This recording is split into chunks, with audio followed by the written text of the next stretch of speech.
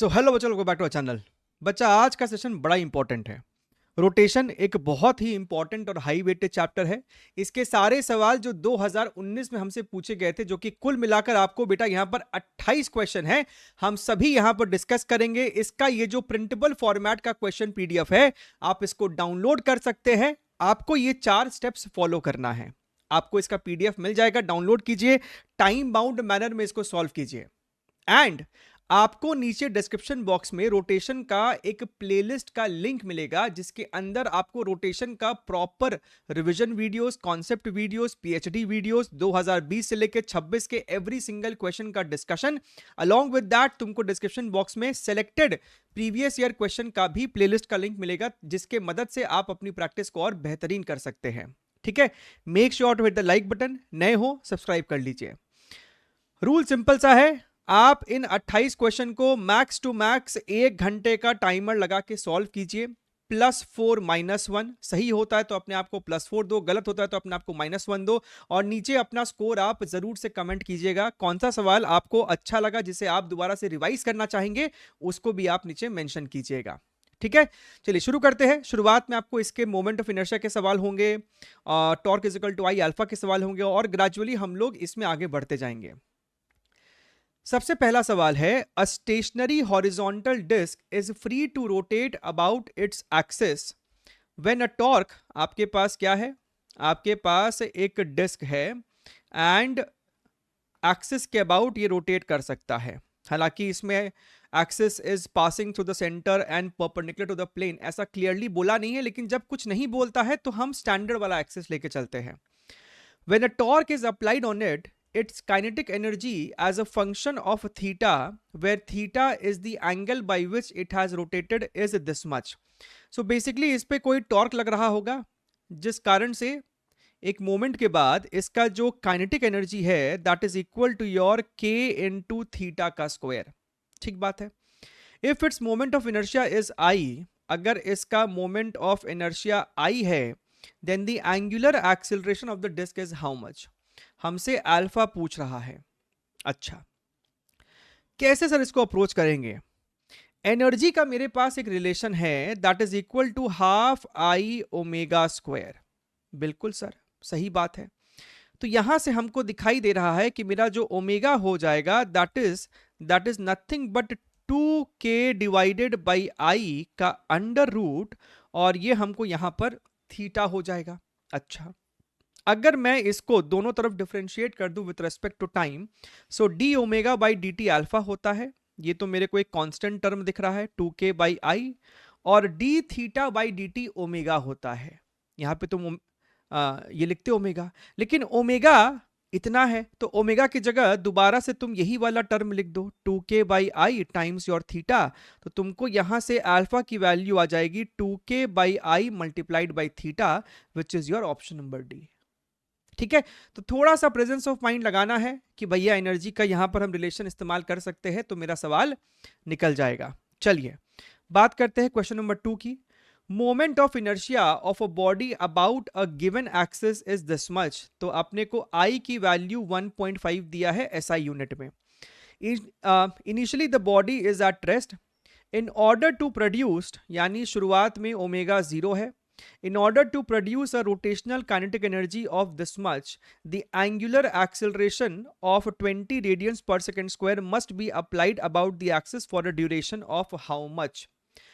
मुझे आपने इसके ऊपर एक कांस्टेंट अल्फा भी प्रोड्यूस किया है, जिस कारण से इसका ओमेगा धीरे धीरे इंक्रीज कर रहा है। एक ऐसा मोमेंट आया जब इसका काइनेटिक एनर्जी हो गया है 1200 joules. So 1200 is equal to ½ I omega का स्क्वायर, यानी कि जब इसका ओमेगा फाइनल था तब इसका इतना काइनेटिक एनर्जी था। अगर तुम ध्यान से देखोगे तो तुमको मोमेंट ऑफ इनर्शिया सवाल में दिया हुआ है 1.5 विच इज योर 3/2, और ये अपने को हो गया है ओमेगा फाइनल का स्क्वायर। तो 3 जो है इसको मारेगा तो ये कितना हो जाएगा 400। तो यहां से ओमेगा फाइनल आ जाएगा, दोनों तरफ रूट लोगे, इसका रूट 20 और यहां से ये हो जाएगा 40। So 40 radians per second.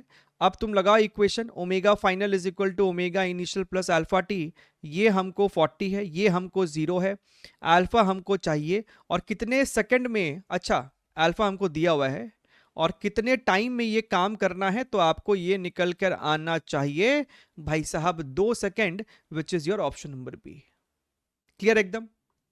चलिए अगला सवाल, अगला प्रश्न, क्वेश्चन नंबर 3।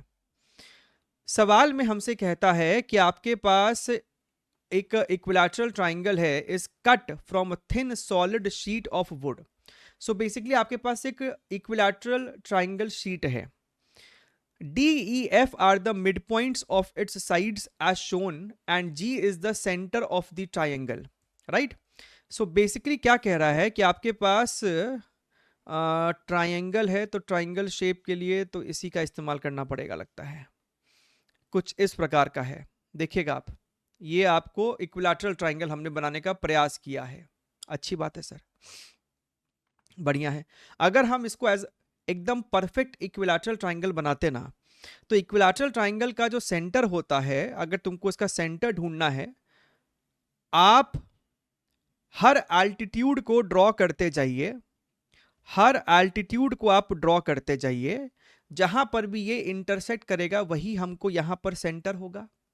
इक्विलैटरल ट्राइंगल में हम सेंटर इस प्रकार से ढूंढ सकते थे। अच्छा, अब एक और चीज को आप समझिए, हालांकि इसके फॉर्मूले की अपने को जरूरत ही नहीं है। अगर तुम्हारे पास एक इक्विलैटरल ट्राइंगल है इस प्रकार से, और अगर मैं तुमसे इसका सेंटर से पास करता हुआ एक्सिस इस प्रकार से, ऐसा अगर मैं तुमसे मोमेंट ऑफ इनर्शिया पूछूं, तो इसका डेरिवेशन भी किया जाता है। अगर इसका साइड लेंथ हमको a है, सो moment of inertia is ma²/12। लेकिन हमें इसके फॉर्मूले की जरूरत नहीं है।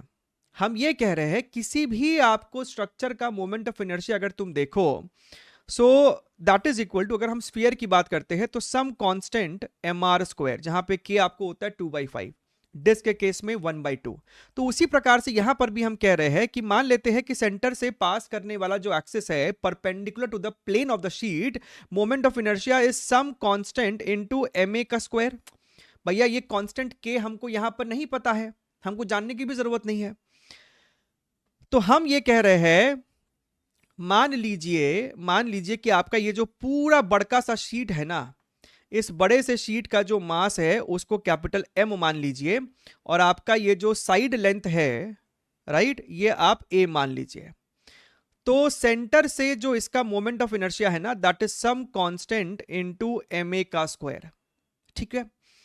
The moment of inertia of the triangle about an axis passing through G and perpendicular to the plane of the triangle is I0। तो हमको ये I0 कहता है कि भैया kma² यहां पर I0 है। ठीक बात है सर, यही था मेरा वो सेंटर G। फिर तुमने क्या किया, अच्छा हमको ये भी बताओ कि अगर तुमने यहां पर इक्विलैटरल ट्राइंगल में अगर एल्टीट्यूड ड्रॉ किया है, तो क्या ये वाला पॉइंट इस साइड को बाइसेक्ट नहीं करेगा? तो हम कह नहीं सकते कि ये मिड पॉइंट है, जो कि हमको सवाल में F दिया हुआ है, ये वाला मिड पॉइंट E दिया हुआ है, ये वाला मिड पॉइंट D दिया हुआ है। अगर मैं इन D, E और F को जोड़ूं, तो क्या ये वापस से एक इक्विलैटरल ट्राइंगल नहीं बन जाएगा? बन जाएगा सर, बन जाएगा।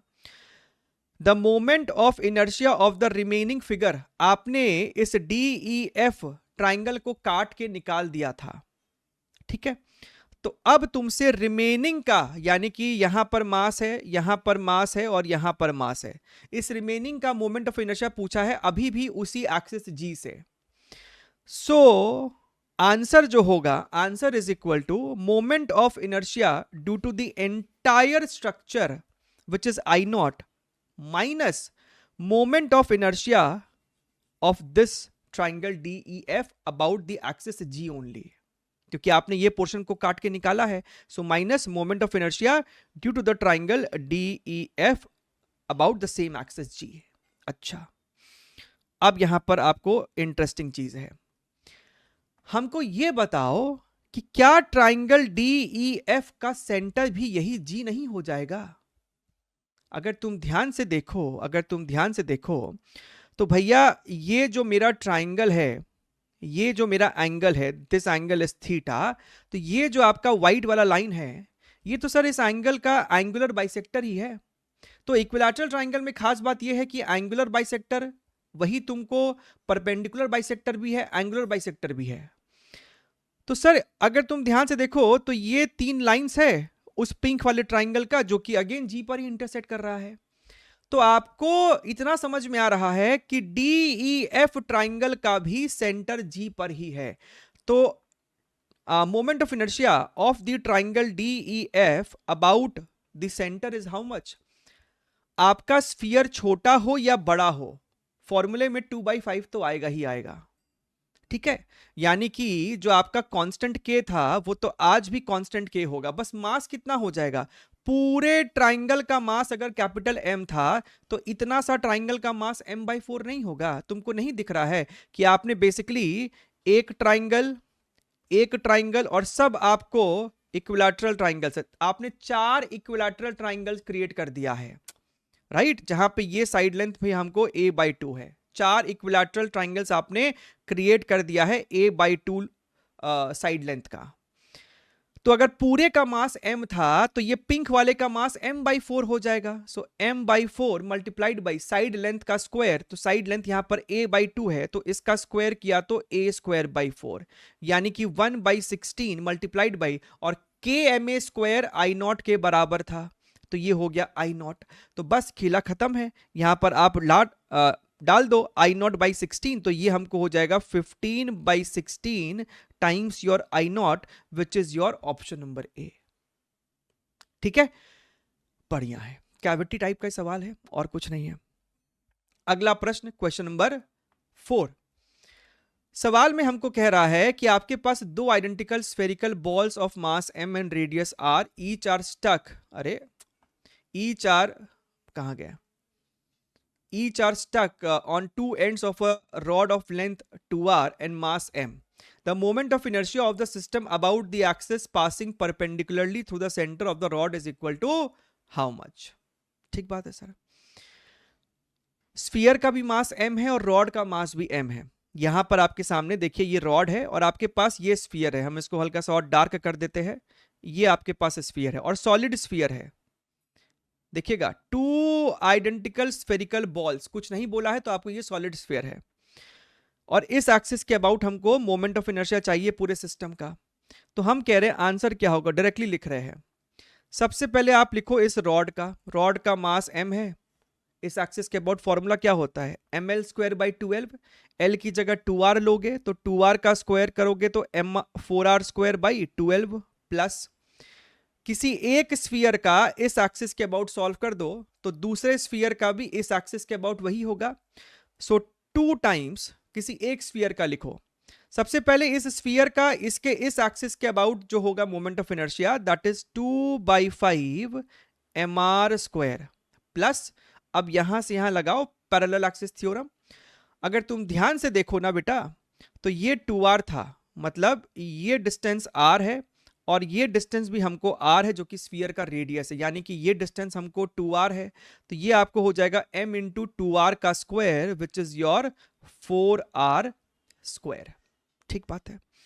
सो यहां से हमको आ रहा है दिस इज योर mr²/3, ये अपने को हो जाएगा 2 2 4 4/5 mr² और ये हमको हो जाएगा 8 mr²। तो यहां पर हम लोग 15 एलसीएम ले लेंगे, तो यहां पे आ जाएगा 5 प्लस यहां से 3 और 4 12 प्लस और 15 और 8 कितना हो जाएगा 120 होता है क्या, 120 कॉमन में आपको mr² है। तो न्यूमरेटर में आपके पास 17 है यानी कि 137 है, डिनोमिनेटर में 15 है और यहां पे आपके पास mr² है, विच makes your option number A is the correct one. ठीक है, तो पैरेलल एक्सिस थ्योरम अपने को इसमें सिंपली लगानी थी। देखिएगा, look here very very carefully. A circular disc D1 of mass m and radius r has 2 identical discs D2 and D3 of same mass and radius are attached rigidly at its opposite ends. See the figure. तो आप diagram को अच्छे से समझ लीजिए। The moment of inertia of the system about the axis OO prime passing through the center of D1 as shown in the figure will be how much? ठीक है, simple सा सवाल है। आपके पास इस प्रकार से एक डिस्क है, आपके पास 2 डिस्क और है ना, भले देखने में आपको ये रिंग लग रहा है लेकिन ये है डिस्क। तो आप समझ रहे ना कि किस प्रकार से ये डिस्क है, ये वाला डिस्क जो है, डिस्क D2 जो है वो आपको वर्टिकली है, राइट, वो आपको वर्टिकली है इस प्रकार से, इस प्रकार से। और डिस्क का जो सेंटर है ना वो डिस्क D1 के एज से वेल्डेड है। ठीक उसी प्रकार से इधर भी आपको एक डिस्क है, ठीक उसी प्रकार से यहां पर भी आपको एक डिस्क है।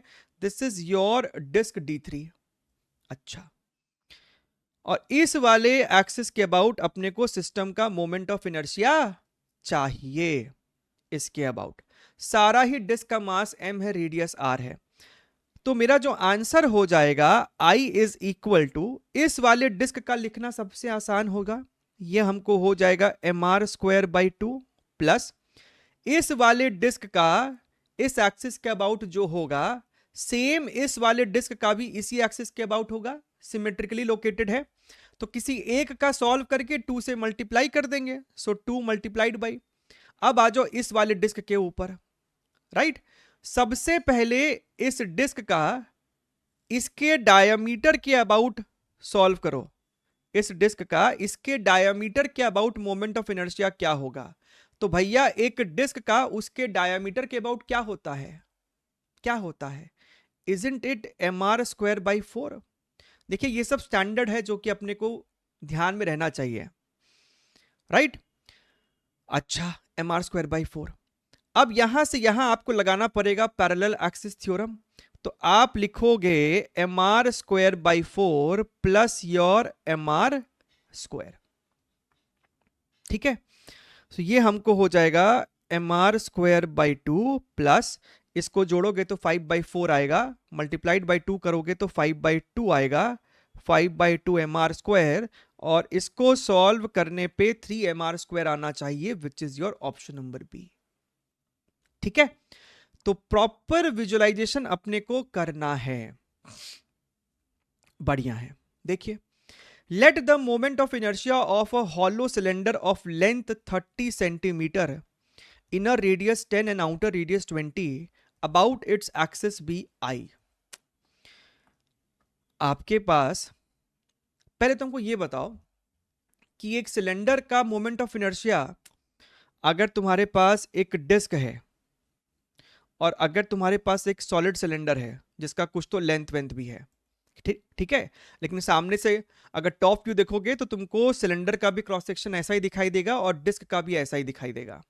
तो एक डिस्क का मोमेंट ऑफ इनर्शिया भी mr²/2 है और एक सॉलिड सिलेंडर का भी mr²/2 ही होता है। बस समझ में आ रहा है।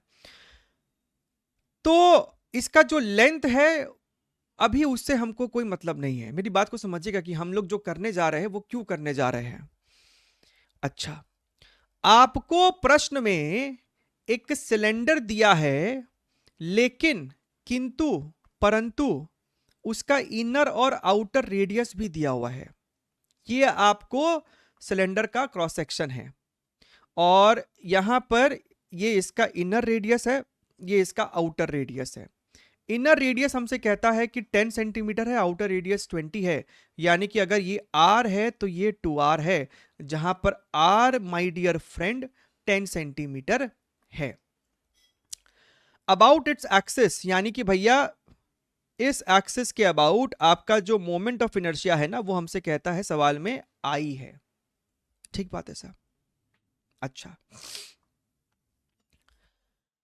So what I am saying, अगर मुझे ये आई सॉल्व करना हुआ तो हम इसको कर सकते हैं।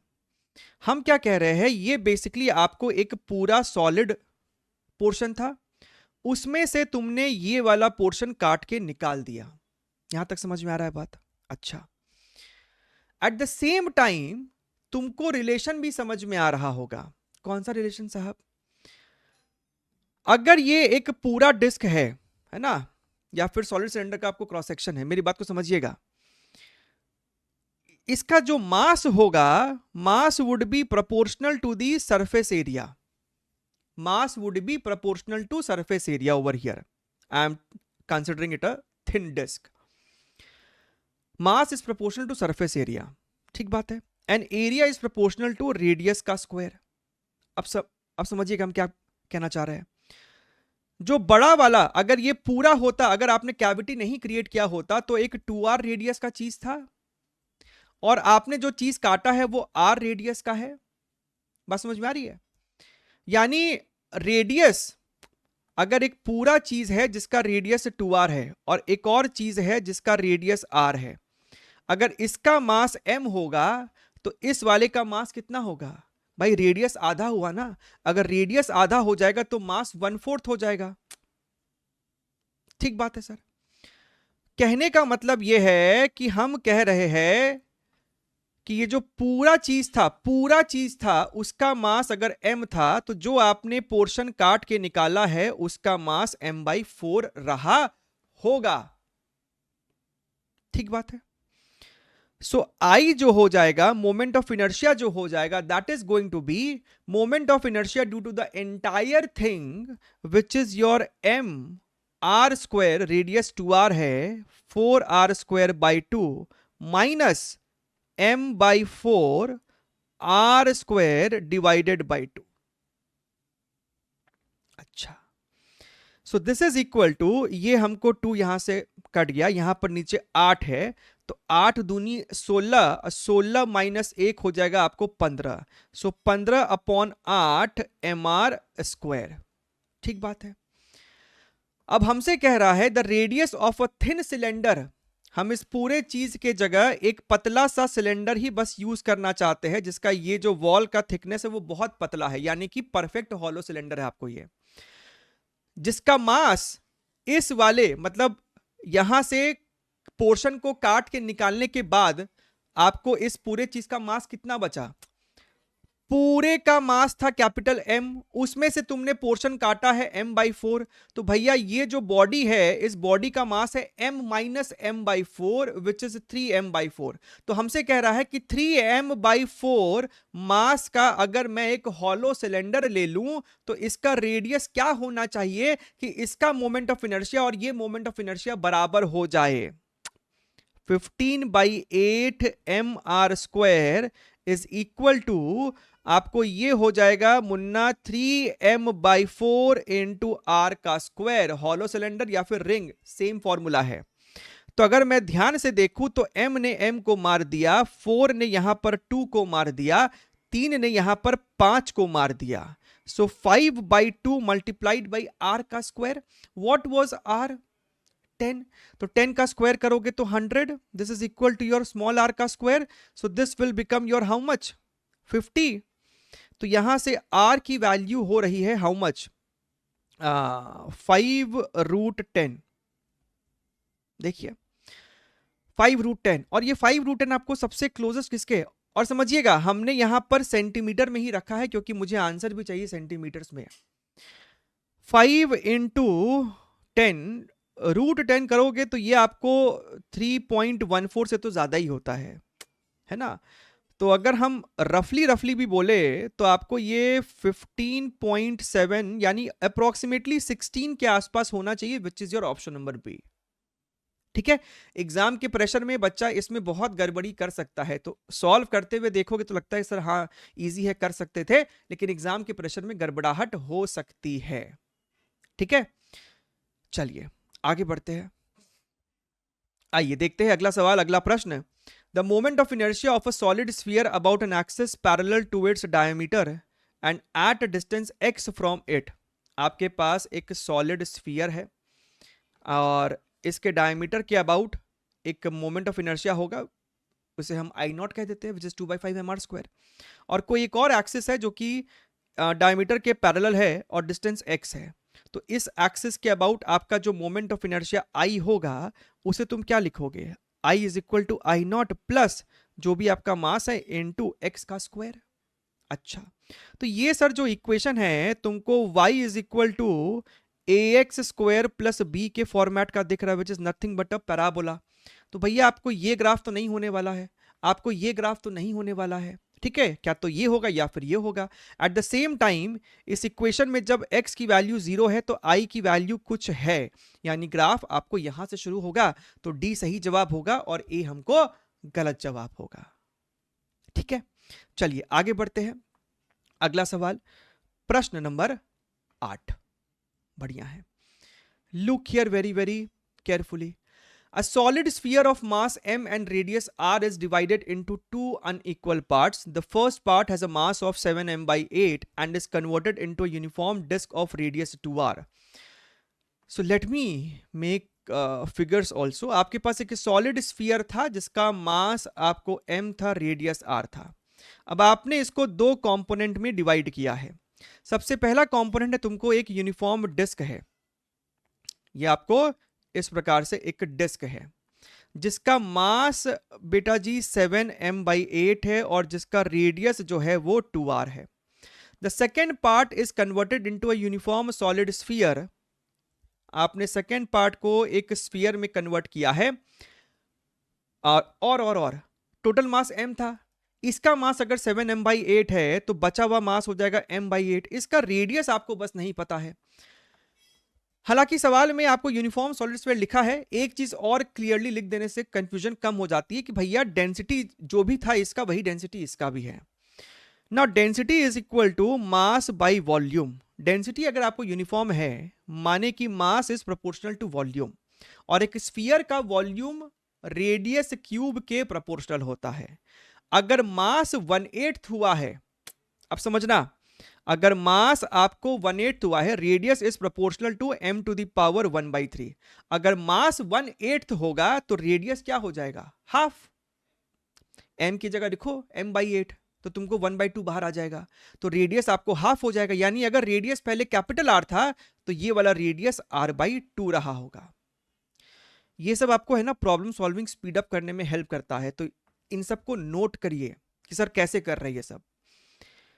अब तो खेला खत्म है. If I1 be the moment of inertia of disc about its axis, ये हमको I1 and I2 be moment of inertia of new sphere about the axis, तो भैया ये हमको हो जाएगा I2. तो I1 by I2 पूछ रहा है.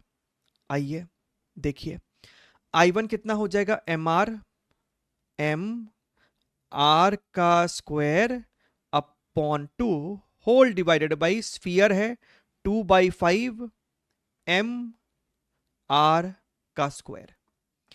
तो यहां से आपका m r स्क्वायर, m, एक काम करो व्हाइट कलर ले लो, आपका m r स्क्वायर, आपका m r स्क्वायर मर गया. आपका 8 से 8 भी यहां पर मर जाएगा. ये वाला 2 इसको मार देगा तो ये वाला 2 इसको मार देगा.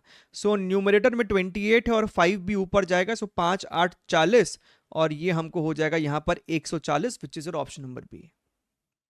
क्लियर है? बहुत अद्भुत, बहुत बढ़िया है. चलिए अगला सवाल देखते हैं. अगला प्रश्न क्वेश्चन नंबर 9. अब यहां से आपको है ना वेरिएबल मास डेंसिटी वाला फंडा शुरू हो रहा है. देखिए हाउ टू टेक एलिमेंट्स, ये सारी चीजें आने चाहिए. आपके इस चैनल पे डेडिकेटेड वीडियो है how to take elements on different scenarios. आप ढूंढिए आपको मिल जाएगा. A thin circular plate of mass m and radius r has its density varying as इतना. आपको डिस्क है rho naught as constant. Just because यहां पे रो दिया है तो आप इसको मास पर यूनिट वॉल्यूम मत लीजिएगा. आपको थिन प्लेट है तो हम इसे मास पर यूनिट एरिया ही लेकर चलेंगे. r is the distance from the center.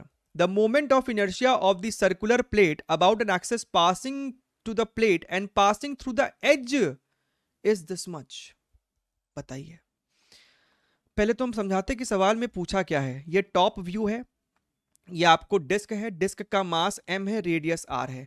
तो क्या सर इसके सेंटर, इसका सेंटर से जो मोमेंट ऑफ इनर्शिया होगा वो mr²/2 होगा? गलत. mr²/2 फॉर्मूला तब रटना पड़ता है जब ये यूनिफॉर्म मास डिस्ट्रीब्यूशन है. आपका देख रहे हो आपका मास डेंसिटी ही r के साथ वेरी कर रहा है. It is not constant. So you can not apply mr²/2. ठीक है. अच्छा, अब आपको ये वाले एक्सिस के अबाउट नहीं पूछ रहा है. आपने पेरिफेरी पे एक एक्सिस लिया ऐसा. Axis is perpendicular to the surface लेकिन पासिंग थ्रू द एज. ठीक बात है सर. अच्छा, एक और बात समझिए. आपका जो मास डिस्ट्रीब्यूशन है ना वो रेडियली वेरी कर रहा है. यानी r रेडियस पे मास डेंसिटी कुछ होगा तो ये कुछ बना आपको एक रिंग जैसा. फिर डिफरेंट रेडियस पे अलग मास डेंसिटी है। अगर तुम ध्यान से देखो तो हर इंडिविजुअल रिंग का सेंटर ऑफ मास तो ज्योमेट्रिक सेंटर पर होगा। तो ऑल्दो यहां पर नॉन यूनिफॉर्म मास डिस्ट्रीब्यूशन है, लेकिन क्योंकि रेडियल वेरिएशन है तो इस पूरे सिस्टम का सेंटर ऑफ मास आज भी आपको सी पर ही होगा, ज्योमेट्रिक सेंटर पर ही होगा। अच्छा, सबसे पहले ये कैलकुलेट कर लो कि भैया इस वाले एक्सिस से पास करने वाला मोमेंट ऑफ इनर्शिया कितना है, तभी तुम यहां पर निकाल पाओगे by applying parallel axis theorem, क्योंकि पैरेलल एक्सिस थ्योरम कहता है कि I is equal to I सी, ये वाला moment of inertia centre of मास वाला ही होना चाहिए, प्लस योर mr का स्क्वायर। अच्छा साहब, IC सॉल्व करना है। आइए, तो सर हमको समझ में आ गया है कि मेरी रिक्वायरमेंट क्या क्या है। I want I is equal to I C plus mr square. अब हम क्या कह रहे हैं, हालांकि ये बड़ा ही स्टैंडर्ड स्टेप है, आप R पे जाके dr थिकनेस का एक पतला सा रिंग ले रहे हैं। व्हाट यू आर डूइंग, आप R पे जाके dr थिकनेस का एक पतला सा रिंग ले रहे हैं। जब आपकी प्रैक्टिस बहुत ज्यादा हो जाती है ना, आपको डायग्राम बनाने का जरूरत ही नहीं पड़ता है, आप चुपचाप 2πr dr के साथ खेलना सीख जाते हो। आपने R पे जाके dr थिकनेस का एक पतला सा एलिमेंट लिया। अच्छा, अब ये जो तुमने शेडेड पोर्शन लिया है इसका एरिया हो जाएगा 2πr इंटू dr। तो इस पतले से रिंग का मास हो जाएगा area into density, that is your rho not r multiplied by 2πr into dr। अगर मैं सिर्फ इसको इंटीग्रेट कर दूं, अगर आप सिर्फ इसको इंटीग्रेट कर दोगे तो तुमको मिल जाएगा total mass of the disc. तो इंटीग्रेट करो, लेफ्ट साइड में कैपिटल M आएगा और राइट साइड में 2π रो नॉट बाहर निकलेगा और अंदर में बचेगा तुमको r स्क्वायर dr। लिमिट हो जाएगा 0 से r, मुझे यहां से लेके एंड तक जाना है। तो कैपिटल M तुमको आ रहा है 2π rho naught, this is your r cube by 3। अच्छा, अब क्या करो कि ये जो dm मास का एक पतला सा रिंग आया है, सिर्फ इस रिंग का सेंटर के अबाउट छोटा सा मोमेंट ऑफ इनर्शिया क्या होगा। तो एक रिंग का मोमेंट ऑफ इनर्शिया होता है रिंग का मास, रिंग का रेडियस स्क्वायर, दैट्स इट। और dm कितना है, इतना है। तो dm को क्या लिखेंगे, 2π रो नॉट r स्क्वायर, और यहां पे एक और r स्क्वायर है तो हम इसको लिख देंगे r to the power 4 dr। और मोमेंट ऑफ इनर्शिया चाहिए तो आप इसको इंटीग्रेट करेंगे, अगेन 0 टू कैपिटल R, तो ये हो जाएगा 2π rho not r to the power 5 upon 5। अगर तुम ध्यान से देखो मुन्ना, अगर तुम ध्यान से देखो तो तुमको दिखाई दे रहा होगा कि 2π rho not is equal to 3 को उधर ले जाओ और r क्यूब को नीचे ले आओ, तो 2π रो नॉट को हम लोग लिख सकता है 3m अपॉन r क्यूब, और यहां पे है r to the power 5/5। So this will give us, ये आपको बचेगा r स्क्वायर, और देखिए मोमेंट ऑफ इनर्शिया क्या आया है, this is your 3mr square divided by 5। अच्छा, तो मेरे को आंसर क्या होगा, हमने IC सॉल्व किया है तो इस वाले एज के अबाउट जो मोमेंट ऑफ इनर्शिया होगा IC is 3mr square by 5 plus parallel axis theorem लगाया तो एक mr स्क्वायर और देना पड़ेगा, सो this will become 8/5 mr square. और हमसे इस सवाल में यही पूछा कि भैया ये वैल्यू कितनी होगी, तो ये आपको हो जाएगी ऑप्शन नंबर सी। बात समझ में आ रही है, बढ़िया सवाल है, एग्जाम के प्रेशर में बच्चा इसमें गड़बड़ा सकता है। और देखिए ध्यान से देखिएगा, सवाल को पढ़ो, सवाल को पढ़ो Munna. A thin disk of mass m and radius r has mass per unit area as sigma is equal to kr का square, where r is the distance blah blah blah, its moment of inertia about an axis through the center of mass and perpendicular to its plane is how much। तो पिछले सवाल की तुलना में ये आपको थोड़ा इजियर साइड में है, क्योंकि हमसे इसी एक्सिस के अबाउट मोमेंट ऑफ इनर्शिया पूछ रहा है कि भैया ये IC कितना है। बाकी अप्रोच हूबहू वही होने वाला है, आपको इसमें भी वही करना पड़ेगा। आप इसमें एलिमेंट लोगे, आर पे जाके डी आर थिकनेस का एक एलिमेंट आपको पकड़ना पड़ेगा। ध्यान से देखिएगा, आपने आर पे जाके डी आर थिकनेस का एक रिंग लिया है। इस रिंग का एक छोटा सा डीएम मास कितना हो जाएगा, sigma into D A. Sigma की वैल्यू है K R square, this is your K R square, और डी ए हो जाएगा इस रिंग का, ये जो शेडेड पोर्शन, इसका एरिया कैसे लिखते हो, अंदर का सरकमफरेंस मल्टीप्लाइड बाय थिकनेस। ये सब सिखाया हुआ है उसके अंदर, हाउ टू टेक एलिमेंट वाले वीडियो में। अगर इस छोटे से चीज में आपको प्रॉब्लम आ रही है तो सबसे पहले उसको बेटा क्लियर कर लो, क्योंकि ये आपको बड़ा इंपॉर्टेंट चीज है। तो यहां से आपको ये मिल रहा है, अगर मैं इसको इंटीग्रेट कर दूं तो मेरे को कैपिटल एम आ जाएगा, 2 पाई के बाहर आ जाएगा, और ये हो जाएगा R cube into D R, limit 0 से लेके capital R. So this will be 2 pi K R to the power 4 divided by your 4 over here. तो ये आपको कट कुट के 2 बन जाएगा। इस पतले से डीएम मास रिंग का जो मोमेंट ऑफ इनर्शिया होगा, that is your mass into radius का स्क्वायर, यानी इसमें एक आर स्क्वायर मल्टीप्लाई करेंगे। तो अगर टोटल चाहिए तो आईसी इज इक्वल टू, अब डीएम की वैल्यू इतनी थी तो 2 पाई के आपको इंटीग्रेशन के बाहर आएगा, और इंटीग्रेशन के अंदर होगा आर स्क्वायर, और ये आर क्यूब है, यानी R to the power 5 D R. So integrate किया तो ये आपको हो जाएगा 0 से लेके कैपिटल आर, लिमिट लगा दो आर टू द पावर 6/6, इस प्रकार से। अब हम क्या कह रहे हैं, यहां पे देखो, यहां पे अगर तुम ध्यान से देखो तो आपका ये जो पाई के है, 2 इधर चल जाएगा, आर टू द पावर 4 नीचे आएगा, यानी पाई के को हम लोग लिख सकते थे 2m divided by R to the power 4, और ऑलरेडी यहां पर है आर टू द पावर 6/3, तो ये इसको मारेगा तो ये 2, यानी 2mr स्क्वायर बाई 3, और 2mr स्क्वायर बाई 3 हमको ऑप्शन नंबर बी में भली भांति मिल रहा है। क्लियर है एकदम, कोई कष्ट वाली बात होनी ही नहीं चाहिए। आइए और देखिए, और देखिए, अ सर्कुलर डिस्क, मतलब बहुत ही बढ़िया सेट ऑफ क्वेश्चन है मोमेंट ऑफ इनर्शिया। 28 में से आप देख रहे हो 11-12 सवाल तो सिर्फ मोमेंट ऑफ इनर्शिया का है। कितना बढ़िया आपका यहां से प्रैक्टिस हो जाएगा। A circular disc of radius b has a hole of radius a at its center. If the mass per unit area of the disk varies as sigma naught by r, then the radius of gyration. अच्छा, इस सवाल में cavity वाला खेल मत खेलो, क्योंकि वो खेलने में तब मजा आता है जब आपको मास यूनिफॉर्म डेंसिटी हो। लेकिन यहां पर अगेन आपका जो डेंसिटी है that is inversely proportional to radius. ऊपर से radius of gyration of the disc about its axis पूछ रहा है, passing through the centre. Axis is perpendicular to the surface and passing through the centre. Radius of gyration होता है moment of inertia upon mass, that's it. अच्छा, अगर तुम ध्यान से देखो तो तुम यहां पर भी एलिमेंट वाला काम करोगे। यहां पर हम एक फिर से डायग्राम नहीं बना रहे हैं, इसी में ही अपने ना जुगाड़ कर लेते हैं।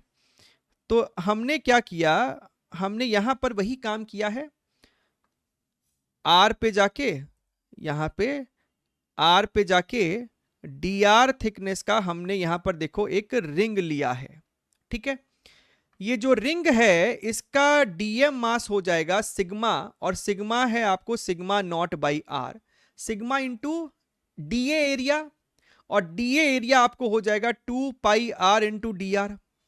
अच्छा, अगर हम इसको दोनों तरफ से इंटीग्रेट कर दे तो हमको मास निकल कर आ जाएगा, 2 पाई सिग्मा बाहर होगा और सिर्फ डी आर का इंटीग्रेशन। लेकिन लिमिट कहां से कहां तक, अब 0 से बी थोड़ा ना करेंगे, डिस्क का मटेरियल शुरू हो रहा है ए रेडियस पे और खत्म हो रहा है बी रेडियस पे, तो ए से लेके बी, ये हमको हो जाएगा 2 pi sigma, this is your B minus ए।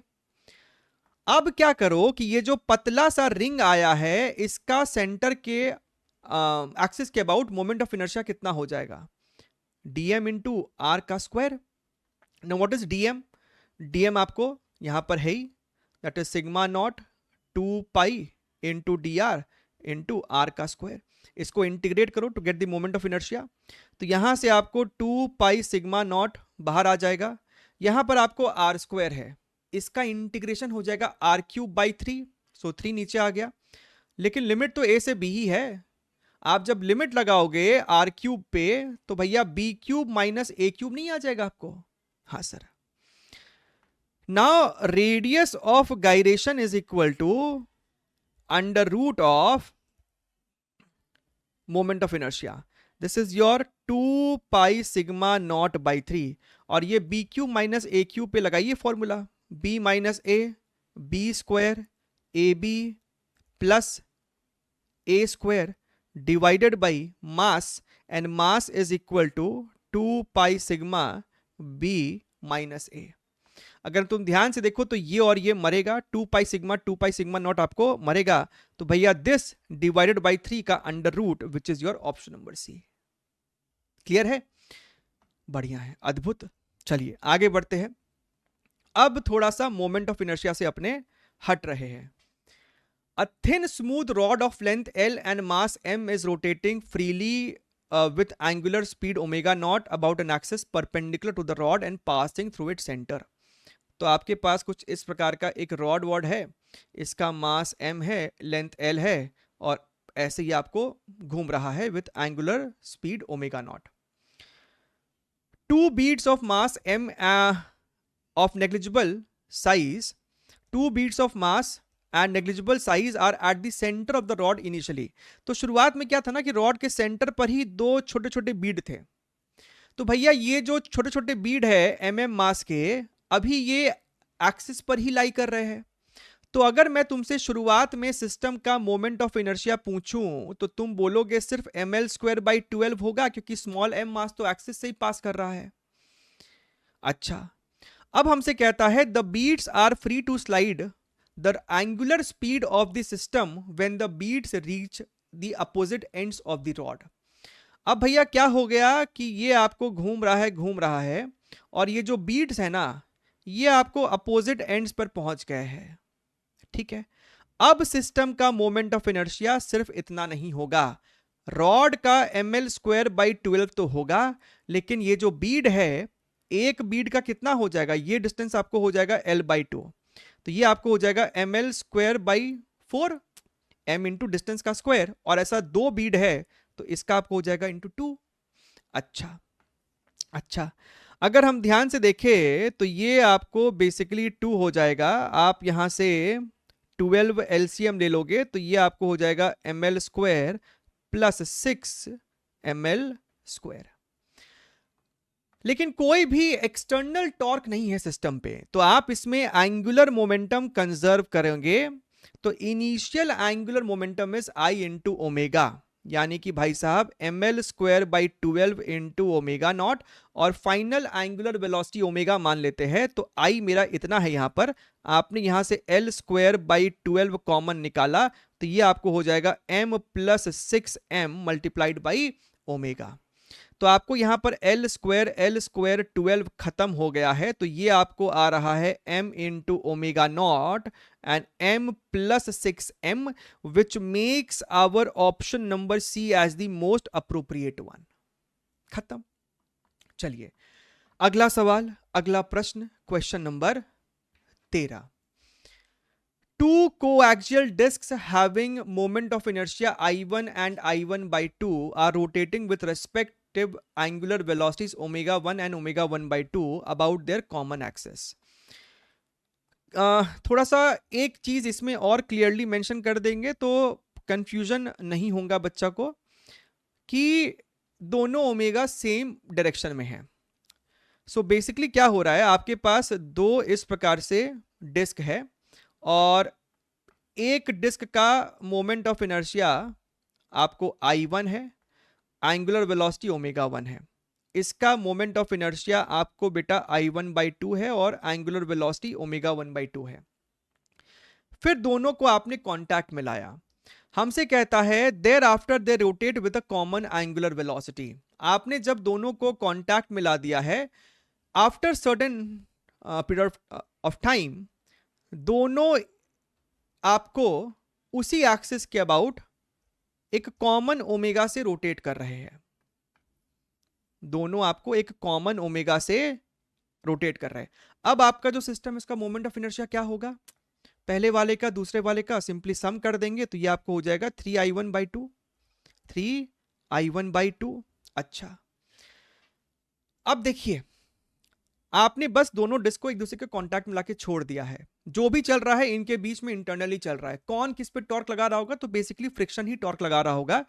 किसी एक का ओमेगा बढ़ेगा, किसी एक का ओमेगा घटेगा, जब तक दोनों का ओमेगा सेम नहीं हो जाए। लेकिन पूरे सिस्टम पे आपको कोई भी नेट एक्सटर्नल टॉर्क नहीं है, तो आज भी तुम इसका एंगुलर मोमेंटम और इसका एंगुलर मोमेंटम को इक्वेट कर सकते हो। हमसे कहता है कि EF and EI are the final and initial total energies. अभी इसका जो शुरुआत में टोटल एनर्जी था वो EI है और बाद में अगर EF है तो आपसे EF माइनस EI पूछ रहा है। अच्छा, सबसे पहले तो तुम एंगुलर मोमेंटम कंजर्व करो। इसका हो जाएगा I1 ओमेगा 1, इसका हो जाएगा I1 ओमेगा 1 और इसका हो जाएगा I1 ओमेगा 1/4 और इसका हो जाएगा तुमको 3i1/2 टाइम्स योर ओमेगा। अगर तुम ध्यान से देखो तो ये बेसिकली आपको 5/4 है, ये आपको 5/4 है। This is your I1 omega 1, this is your 3i1/2 into omega. So we can cancel out this, we can cancel out I1, तो यहां से अपने को ओमेगा आ रहा होगा 5/6 ओमेगा 1। सो इस बात को लिख दीजिए, बड़ा इंपॉर्टेंट है कि 5 ओमेगा 1/6 है अपने को ये, ठीक है। तो एंगुलर मोमेंटम कंजर्वेशन से अपने को फाइनल कॉमन ओमेगा निकल कर आ गया। Now you have to calculate what is your initial total energy. So what is EI, half I omega square है ना, इसका कितना हो जाएगा, half I omega square plus half इसका I ही तुमको यहां पर I1/2 है और ओमेगा स्क्वायर करोगे तो ओमेगा स्क्वायर बाई 4 हो जाएगा। तो यहां से अगर हम लोग half I1 omega 1 square common ले ले तो ब्रैकेट में आ जाएगा 1 प्लस और यहां से आएगा 1/8। सो 1 plus 1/8 is how much, is it 9/8। तो ये आपको हो जाएगा 9/16 I1 ओमेगा 1 का square. What would be your final energy? This is your again half. Moment of inertia is 3i1/2 और ओमेगा है हमको 5, ये आपको हो जाएगा 25 ओमेगा 1 का स्क्वायर अपॉन योर 36। अच्छा, सो ये इसको काट देगा तो ये 12 हो जाएगा। सो आपके पास यहाँ पर है 25 डिवाइडेड बाई 12 इंटू 24 इंटू 48 और ये आपको हो जाएगा I1 ओमेगा 1 का स्क्वायर। अब हमसे यहाँ पर डेल्टा E पूछ रहा है, E final minus E initial. तो आप देखेंगे दिस इज योर 25/48 माइनस 9/16 और ये हमको हो जाएगा I1 ओमेगा 1 का स्क्वायर। अब यहाँ पर तुम 48 LCM ले लो, ये हो जाएगा 25 और 16 3 9 27 और यहां पर अपने पास बाहर में तो है ही I1 ओमेगा 1 का स्क्वायर और ये है -2। सो -2/48 इज -1/24 जो कि आपको इस वाले ऑप्शन में है, ऑप्शन नंबर डी में। ठीक है, बढ़िया है, बहुत बढ़िया है, ठीक बात है। चलिए आगे बढ़ते हैं। अगला प्रश्न है, देखिए इतना डिटेल में इसलिए समझा रहे हैं कि कल को आपसे कॉमन ओमेगा भी पूछ सकता था। सो हर स्टेप्स, इंटरमीडिएट स्टेप्स भी हमने आपको सॉल्व करके दिखाया है, क्योंकि 2020 में आपको इस प्रकार के सवाल 1-2 बार पूछे गए हैं और उसके बाद भी पूछे गए, ऐसा नहीं कि बस आपको 20 तक ही सीमित रहा है। 14th नंबर क्वेश्चन, अब हमको लगता है टॉर्क खेल रहा है क्या, एंगुलर मोमेंटम है। The time dependence of the position of a particle of mass m equals to 2 is given by this much. Its angular momentum with respect to origin at time t equals to 2 second is how much? तो r vector 2 second पे कितना होगा, t की जगह 2 put कर दो तो ये आपको हो जाएगा 4i कैप माइनस 4 तिया 12, ये आपको हो जाएगा 12j कैप। अब हमको चाहिए यहां पर भाई साहब एंगुलर मोमेंटम वेक्टर फॉर्म में होता है r क्रॉस p और p होता है mv। हमको चाहिए अब v vector.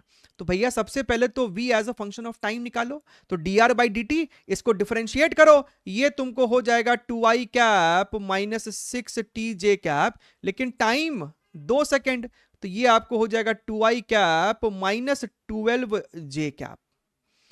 Basically angular momentum would be r cross mv। Mass को तो लेफ्ट साइड ले आओ और मास आपको 2 है। r vector is your 4i cap minus 12j cap cross v vector is 2i cap minus your 12j cap. अगर तुम ध्यान से देखो तो i वाला j के साथ क्रॉस देगा और i क्रॉस j होता है k, तो 4 इंटू 12 इज 48 और यहां पर आपको k कैप है।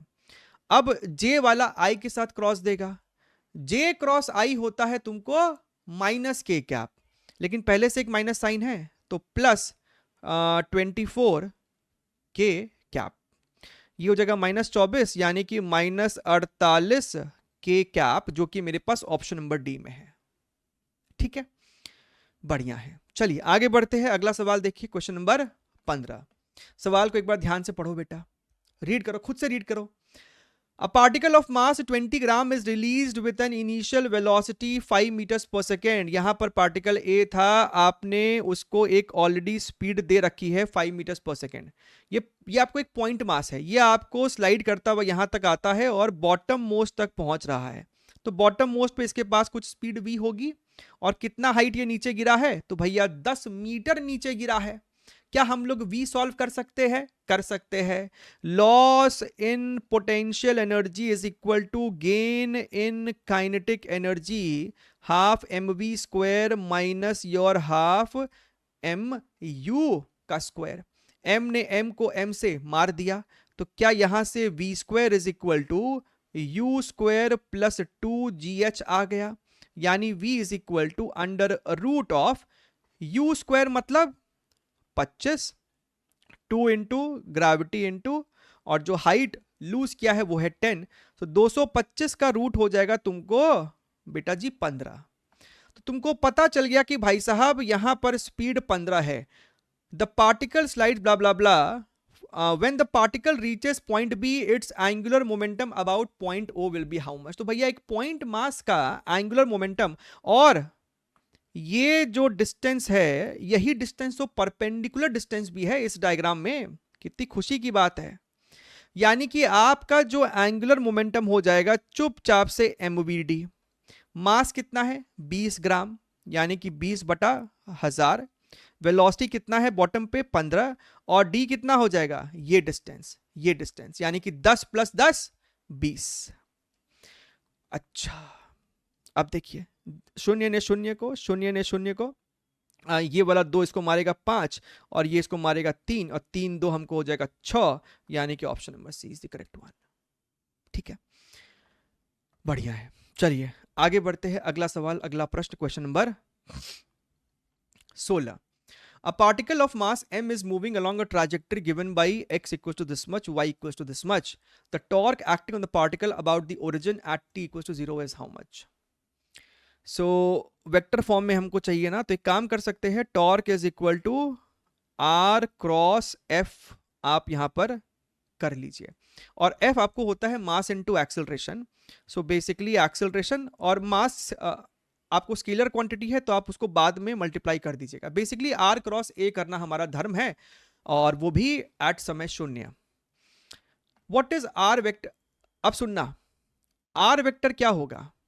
आर वेक्टर तुमको होगा एक्स आई कैप प्लस वाई जे कैप। अगर मैं t को 0 पुट कर दूं तो x हो जाएगा x not plus A, this is x not plus A I cap, और अगर मैं t को 0 पुट कर दूं तो सिर्फ y नॉट बचेगा, यानी y not J cap. This is समय शून्य पर आर वेक्टर।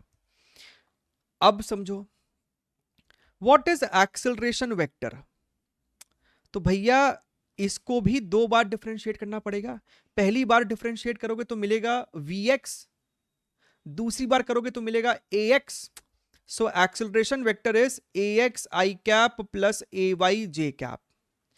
ax कब मिलेगा? जब तुम इसको 2 बार डिफरेंशिएट करोगे। तो पहली बार डिफरेंशिएशन में ये 0 हो जाएगा बिकॉज ये कांस्टेंट है, और पहले डिफरेंशिएशन में ये आपको हो जाएगा minus A omega 1 cos omega 1t। फिर डिफरेंशिएट करोगे तो ये आपको आ जाएगा माइनस ए ओमेगा 1 स्क्वायर, और वापस से ये कॉस ओमेगा 1t में तब्दील हो जाएगा। ए वाई पहले डिफरेंशिएशन में ये 0 है, और ये हो जाएगा आपको B omega cos omega T. फिर डिफरेंशिएट किया तो माइनस साइन आएगा ही, और ये हो जाएगा बी ओमेगा 2 का स्क्वायर साइन ओमेगा 2t, और ये आपको हो जाएगा जे कैप। लेकिन हमको चाहिए समय शून्य पर। अब t को 0 पुट करोगे तो ये वाला टर्म 0 हो जाएगा, दिस टर्म बिकम्स 0, और ये टर्म 1 हो जाएगा, यानी आपको एक्सेलरेशन बच रहा है minus A omega 1 square I cap. सिर्फ इतना ही एक्सेलरेशन है तुम्हारे पास। So torque is equal to, this is your position vector mass, और तुम जानते हो कि जब तुम r क्रॉस a करने वाले हो तो i वाला i के साथ क्रॉस प्रोडक्ट 0 देता है, तो सिर्फ आपको j वाला i के साथ देगा, और j क्रॉस i तुमको होता है माइनस k कैप, पहले से एक माइनस साइन है, तो तुमको दिखना चाहिए कि माइनस माइनस प्लस हो जाएगा, और सिंपली ये हो जाएगा a omega 1 square multiplied by your y not, and this is your k cap. तो अगर हम ध्यान से देखें तो हमको ऑप्शन नंबर बी जो है वो सटीक बैठ रहा है। ठीक है, बढ़िया है, बहुत बढ़िया, अद्भुत। देखिएगा, टॉर्क बैलेंस का एक सवाल है। An L-shaped object made of thin rod of uniform mass density is suspended with a string as shown in the figure. अगर AB और BC बराबर लेंथ का है, ये लेंथ और ये लेंथ बराबर है, the angle made by AB with downward vertical is theta, ये एंगल थीटा है, तो हमसे कह रहा है then tan theta is how much. आपको ये L शेप का रॉड अभी रेस्ट पे है, कैसे है? रेस्ट पे है। अच्छा, अगर ये रेस्ट पे है तो लेट अस से कि भैया पॉइंट ए के अबाउट नेट टॉर्क 0 होना चाहिए। अब समझिएगा, पहले तो ये डायग्राम नहीं चलेगा, डायग्राम तुमको खुद का बनाना पड़ेगा, और थोड़ा सा बुद्धि लगा के बनाना पड़ेगा, है ना? बिना बुद्धि लगाए बनाओगे तो कैसे काम चलेगा? देखते हैं। तो जो ये मेरा रॉड ऐसे, और फिर ये रॉड, एक काम करो, यहां से रॉड ऐसे, और उसके बाद ये रॉड ऐसे। ठीक है, सो हर चीज का अपने को ध्यान रखना है लॉजिकली भी, कि ये लेंथ अगर दिखा रहे हो तो ये लेंथ भी ऑलमोस्ट बराबर दिखाने का कोशिश करो। अच्छा, यहां से हमने इसको भी थोड़ा सा एक्सटेंड किया है, क्यों किया है वो आगे जाके समझ में आएगा। तो इसको लेकिन डॉटेड दिखा रहे हैं, है ना? ये कोई धागा तो है नहीं यहां पर, so we are showing it with a dotted line. अच्छा, एंड हम लोग यहां पर नेट टॉर्क है ना पॉइंट ए पर 0 करने का प्रयास करेंगे। ठीक है, यहां पर आपको कोई टेंशन भी होगा, लेकिन वो तो पॉइंट ए से ही पास करेगा। मेन आएगा तुमको, आपके पास 2 रॉड है, rod A B and rod B C. Rod A B का जो सेंटर ऑफ मास होगा वो उसके ज्योमेट्रिक सेंटर पे होगा, मिड पॉइंट पर होगा C1 पर, और रॉड बी सी का जो सेंटर ऑफ मास होगा वो आपको इसके ज्योमेट्रिक सेंटर पर होगा, यहां पर C2 पर, राइट? अगर दोनों रॉड का मास मैंने इंडिविजुअली m और m पकड़ा है, m और m पकड़ा है, तो यहां से आपको mg पास करेगा, और इस वाले रॉड का mg पास करेगा। बात समझ में आ रही है? ये भी हमको mg होगा, और जनाब ये भी हमको mg होगा। तो तुमको अब ये समझ में आ रहा होगा कि इस mg का a के अबाउट टॉर्क इस सेंस में होगा, और इस वाले mg का a के अबाउट टॉर्क इस सेंस में होगा, और ये दोनों टॉर्क अपोजिट सेंस में है, तभी तो नेट टॉर्क 0 हो पाएगा। तो ये बहुत इंपॉर्टेंट है कि इस एक्सिस के एक तरफ mg होना चाहिए और दूसरे तरफ mg होना चाहिए। ये दोनों mg तुम एक ही तरफ बनाओगे तो भैया नेट टॉर्क आ जाएगा, जो कि हमको नहीं चाहिए। तो डायग्राम केयरफुली बनाओ, अगर तुम इसी डायग्राम के साथ सवाल को शुरू करोगे तो तुम कहीं नहीं पहुंच पाओगे इसमें। अच्छा, अब मुझे लिखना है net torque about point A0। अब समझिएगा, mg का, अगर मुझे इस mg का टॉर्क लिखना है ना, तो I need this perpendicular length. कौन सा परपेंडिकुलर लेंथ? ये वाला, ये जो मैं ब्लू डॉटेड से दिखा रहा हूं यहां पर, मुझे ये वाला डिस्टेंस d1 चाहिए। सिमिलरली मुझे यहां पर भी है ना, ये वाला डिस्टेंस यहां पर अगर मैं एक ड्रॉप करूं इस वाले वाइट एक्सिस पे, एक परपेंडिकुलर ड्रॉप करूं, तो मुझे ये वाला डिस्टेंस d2 चाहिए। तब हम लिखेंगे कि भैया ए पॉइंट के about torque of this mg is mg into d1 and this mg is mg into d2। दोनों टॉर्क बराबर होना चाहिए, mg ने mg को मार दिया। सो बेसिकली हमको यहां पर d1 और d2 बराबर होना चाहिए। अब आपका काम है जीवन में कि भैया d1 और d2 फाइंड आउट करो in terms of capital L, theta and everything. अगर ये एंगल मेरे को थीटा है और ये डिस्टेंस मेरे को L/2 होगा, मैं यहां से लेके यहां तक को L कह रहा हूं, तो अगर ये L/2 है और ये आपको ऐसा परपेंडिकुलर है, यहां पर ये L/2 है, ये थीटा है, तो ये d1 तुमको समझ में आ रहा है कि ये d1 हमको हो जाएगा L/2 साइन थीटा। ये हो जाता है L/2 कॉस थीटा, लेकिन मुझे तो d1 चाहिए था, तो L/2 साइन थीटा। ये तो चलो फिर भी ठीक है, करना आसान था। मेन पंगा है आपको यहां पर कि भाई साहब ये d2 हम लोग कैसे फाइंड आउट करेंगे, ये d2 हम लोग कैसे फाइंड आउट करेंगे।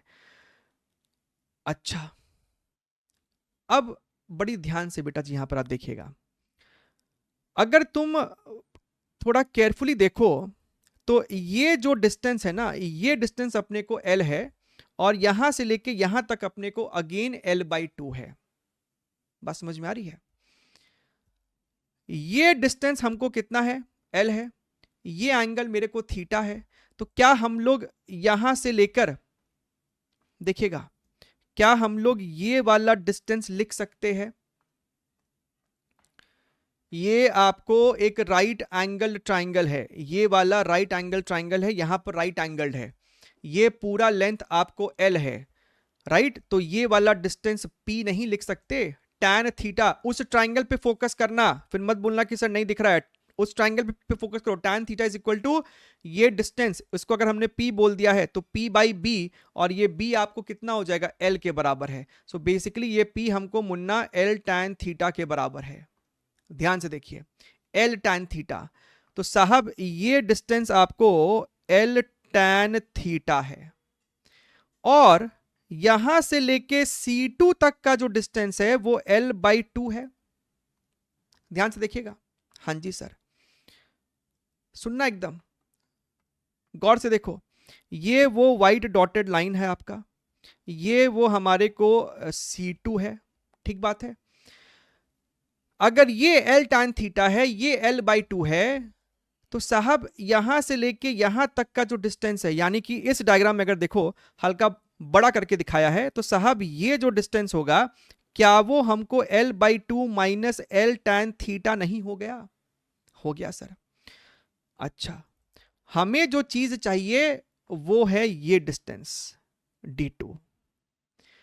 तुमको ये डिस्टेंस पता है, तुमको ये भी पता है कि साहब ये वाला एंगल कितना होगा, पता है कि नहीं पता है? सच बताओ हमको।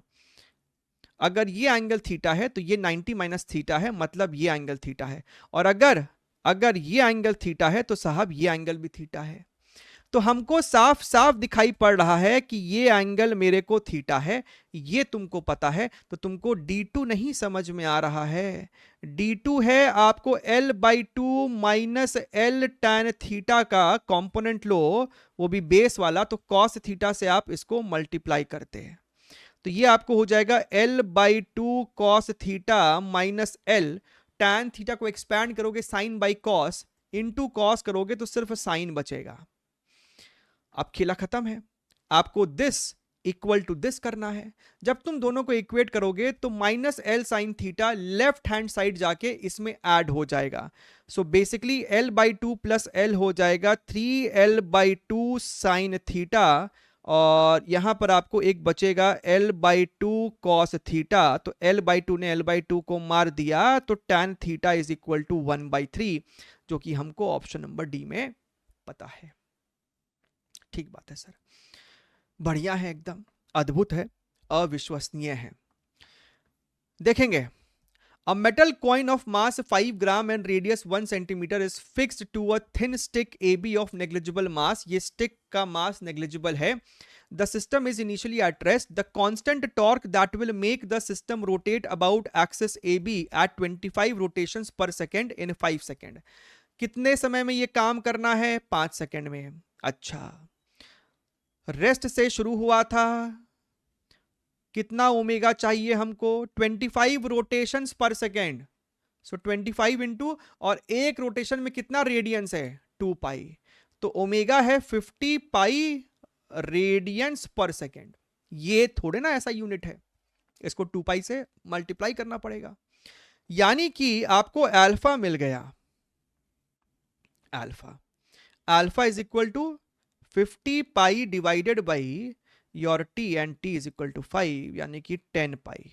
अच्छा, so torque is equal to I into alpha. Moment of inertia क्या हो जाएगा? आपको ये एक कॉइन है, मतलब एक डिस्क जैसा है, और डिस्क के इस वाले एक्सिस के अबाउट, तो डिस्क के डायमीटर के अबाउट होता है mr स्क्वायर बाई 4। तो इस एक्सिस के अबाउट के लिए लगाएंगे हम लोग पैरेलल एक्सिस थ्योरम, यानी कि mr square by 4 plus mr square, which is 5 by 4 into mr square into alpha. तो ये हमको हो जाएगा 5 बाई 4। मास अपने को है 5 ग्राम, यानी कि 5 into 10 to the power -3। Radius का स्क्वायर यानी कि 10 टू द पावर -4, और अल्फा अपने को यहां पर है मुन्ना जी 10 pi. This is your 10 into pi. अच्छा, तो अगर हम लोग ध्यान से देखें, एक 10 इसको ऐसा 3 बना देगा। सो यहां पर आपके पास ये 25 है, 25 by 4 multiplied by pi multiplied by 10 to the power -6। 4 जब इस 25 को काट रहा होगा तो 4 6 24, 4 2 8 6.25 बन रहा है। अच्छा, तुमको बहुत बार समझाया गया है कि 3.14 यानी कि पाई का जो स्क्वायर होता है वो रफली तुमको 10 के बराबर होता है। 6.24 को हम लोग 2 पाई के अप्रोक्सीमेट कर सकते हैं। पाई इज 3.14, मतलब 6.28, ये 6.25 है।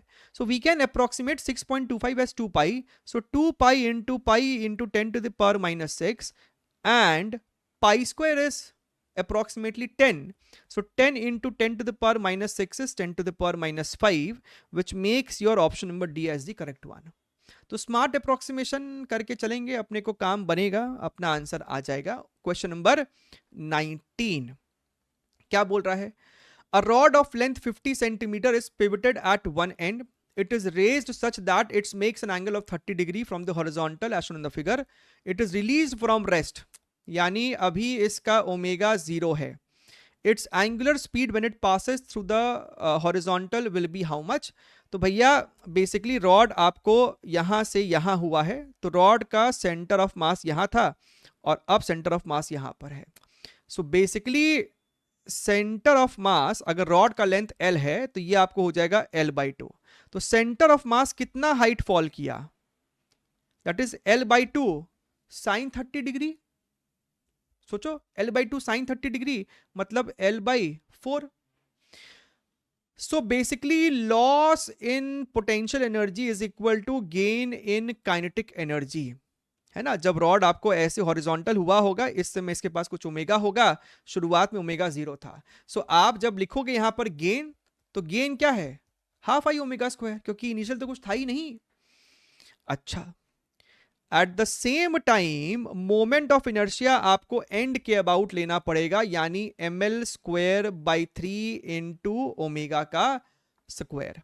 तो m ने m को मार दिया, ग्रेविटी 10 है, हाइट इज L/4, और लेंथ कितना है? बेसिकली 1/2। सो h की जगह होगा आपको, कहाँ गए हम लोग, लेंथ 1/2 है ना, यानी ये आपको हो जाएगा 1/8। h इज 1/8 ओवर हियर। तो ये हमको हो जाएगा 1/8 इज equal to half into 1/3 multiplied by L का स्क्वायर, लेंथ हमको 1/2 है तो ये आपको हो जाएगा 1/4 का omega square. So what we can cancel out is 1/2 1/4 इतना मरेगा, so omega is equal to √30 which is your option number B over here. Clear एकदम बढ़िया है। चलिए बात करते हैं हम लोग यहाँ पे क्वेश्चन नंबर 20 की।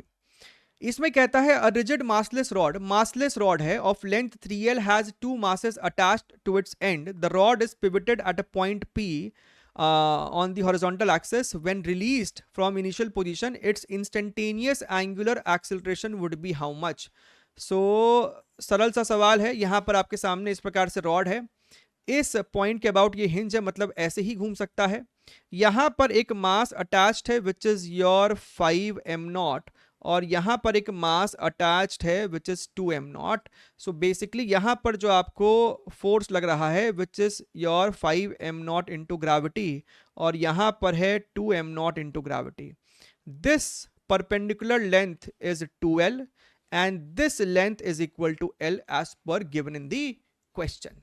अच्छा, रॉड मासलेस है तो इस एक्सिस के अबाउट सिस्टम का मोमेंट ऑफ इनर्शिया आप लिख सकते हो ना, वो लिख देंगे, चलो खैर। सो बेसिकली अगर तुमसे यहां पर इंस्टेंटेनियस एंगुलर एक्सेलरेशन पूछा है तो तुम लिखोगे भैया net torque about point C, about axis C is equal to I into alpha. यही तो कहानी है। नेट टॉर्क में इस वाले फोर्स का टॉर्क हो जाएगा force into length which is multiple of 5, यहां पर है this into this 2 into 2 multiple of 4, यानी इसका टॉर्क ज्यादा होगा तो इफेक्टिवली इसका टॉर्क होगा तुमको इस डायरेक्शन में τ1 और इसका टॉर्क होगा तुमको इस डायरेक्शन में τ2। लेकिन τ1 बड़ा है तो अगर हमसे कोई पूछेगा तो हम कह सकते हैं कि अल्टीमेटली ये जो सिस्टम है वो आपको ऐसे एंटी क्लॉकवाइज घूमने वाला है। τ1 माइनस τ2 आपको नेट टॉर्क है। नाउ τ1 हो जाएगा आपको 5m0g इंटू एल, माइनस करोगे नेट टॉर्क के लिए क्योंकि दोनों टॉर्क अपोजिट सेंस में है। इसका टॉर्क हो जाएगा दिस इंटू दिस, तो ये आपको हो जाएगा 4m0g into L is equal to moment of inertia. अब मोमेंट ऑफ इनर्शिया कितना लिखोगे? मास इंटू डिस्टेंस का स्क्वायर, ठीक है, प्लस मास इंटू डिस्टेंस का square which is your 4l square multiplied by your alpha. तो यहां से हमको दिखाई पड़ रहा है कि आप क्यों ना इस m0l को यहां से हटा ही दे। तो ये आपको हो जाएगा 5g minus 4g, so this will be your g, और यहां पर है आपको 5l plus 8l which is your 13l into alpha. So alpha is your g by 13l जो कि मेरे पास ऑप्शन नंबर ए में है। खत्म, डन है। एक लाइन में आपका इक्वेशन बनाया जा सकता है। देखिए क्वेश्चन नंबर 21, सवाल को ध्यान से पढ़ो। हम एक काम करते हैं, डायग्राम को दोबारा से यहां पर बना देते हैं अगर तुमको देखने में क्लैरिटी नहीं मिल रहा वहां पर। तो इस प्रकार से मेरे पास एक्स वाई जेड प्लेन है। देखिएगा ये अपना एक्स प्लेन है, ये अपना वाई प्लेन है, ये अपना X axis Y axis Z axis है। आपके पास एक्स वाई प्लेन है, यहां पर this is your X Y plane में आपको एक स्लैब रखा हुआ है इस प्रकार से, ठीक है। इस स्लैब पे आपको एक फोर्स यहां लग रहा है जो कि पॉजिटिव जेड एक्सिस में लग रहा है। फोर्स का मैग्नीट्यूड एफ है और ये वाला जो फोर्स है ना, ये वाला force F1 acts along Z axis at the point 2i cap plus 3j cap. मतलब यहां से अगर मैं एक पोजीशन वेक्टर लूं आर वेक्टर, तो ये आर वेक्टर तुमको सवाल में दे रखा है, ठीक बात है। अच्छा, एक और फोर्स लग रहा है, वो वाला फोर्स आपको XY प्लेन में है। पहली बात तो फोर्स आपको XY प्लेन में है और ये एंगल बना रहा है 30 डिग्री, ठीक बात है साहब। अच्छा, इसका मतलब अगर हम इस फोर्स को ध्यान से देखें, you can extend this force like this also. तो इस फोर्स का है ना दो कंपोनेंट आप ले सकते थे, एक आपका आएगा y में और एक आपको आएगा x में। ये एंगल 30 है, तो भाई साहब ये भी आपको 30 डिग्री है, ये आपको F है, तो इधर आएगा आपको F cos 30, इधर तुमको आएगा F sin 30। ठीक बात है साहब। अच्छा, या फिर तुम यहीं पर इसको दिखा सकते थे कि सर इसका दो कंपोनेंट आएगा, एक ऐसा आएगा और एक साहब ऐसा आएगा। ये वाला जो है हमको आ रहा है F sin 30 यानी कि F/2, और ये वाला है F cos 30 यानी कि साहब √3 F/2। ठीक बात है sir. The moment of these forces about point O will be how much. Moment मतलब टॉर्क, तो इन दोनों फोर्सेस का टॉर्क लिखना है। अच्छा, so torque is equal to, सबसे पहले बात कर लेते हैं इस फोर्स की। टॉर्क होता है R क्रॉस F। इस वाले फोर्स के लिए R वेक्टर है इतना, यानी कि 2y cap plus 3j cap cross force. Force किस डायरेक्शन में है? पॉजिटिव z एक्सिस, यानी कि Fk कैप प्लस, तो इसका काम खत्म हो गया। अब इस वाले फोर्स पे आ जाइए। इस वाले फोर्स में अगर तुम ध्यान से देखो, यही मेरा पॉइंट O है, तो भैया ये वाला जो कंपोनेंट होगा ना, वो तो साहब ओरिजिन से ही पास करेगा, तो इसका तो कोई टॉर्क आएगा नहीं। जो टॉर्क आएगा बस इसी का आएगा। समझ रहे हो? तो this is your position vector, और ये डिस्टेंस 6m है, 6 मीटर्स है, ये आपको 6 मीटर्स है। तो हमारा जो पोजीशन वेक्टर हो जाएगा, क्या वो आपको दिख नहीं रहा है कि यहां आपको जो पोजीशन वेक्टर है वो आपको है 6, और भैया पॉजिटिव y एक्सिस में है, यानी कि 6j कैप। तो ये आपको हो जाएगा 6j cap cross force vector. तुमको अगर नहीं कंफ्यूजन चाहिए तो आप दोनों कंपोनेंट ही लिख डालो, यानी कि भाई साहब F/2, ये कंपोनेंट है तुमको नेगेटिव x एक्सिस में, तो माइनस आई कैप, और ये है नेगेटिव y एक्सिस में, यानी कि माइनस √3 F/2 j कैप। ठीक है, इसको सॉल्व कीजिए। i क्रॉस k कितना होता है? -j, सो -2f/j cap. j cross k क्या होता है? i, यानी कि +3f/i कैप प्लस, j वाला j के साथ क्रॉस नहीं देता है, j cross i is -k, लेकिन पहले से एक माइनस साइन है, तो ये आपको हो रहा है 3f/k कैप। तो अगर तुम यहां से f को कॉमन ले लोगे तो आपको ये आ जाएगा 3i cap minus 2j cap plus your 3k cap, and ये है अपने को ऑप्शन नंबर डी के अंदर। ठीक, बढ़िया है। चलिए, ये है आपका बेटा question number 22। The magnitude of torque on a particle of mass 1 kg is 2.5 newton metre about the origin. If the force acting on it is 1 Newton and the distance of the particle from the origin is 5 meter, the angle between the force and the position vector is how much? तो भैया ये तो direct सवाल है। Torque is equal to your RF sin theta. तुमको यहां पर torque का वैल्यू दे रखा है 2.5, R तुमको दे रखा है यहां पर 5, और तुमको F दे रखा है, कहां गया F, तुमको दे रखा है 1 इंटू साइन थीटा।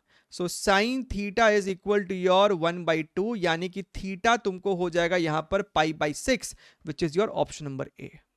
ठीक है, पूरे सवाल में सबसे स्ट्रेट फॉरवर्ड सवाल आपको यही था बेसिकली। आइए क्या बोल रहा है?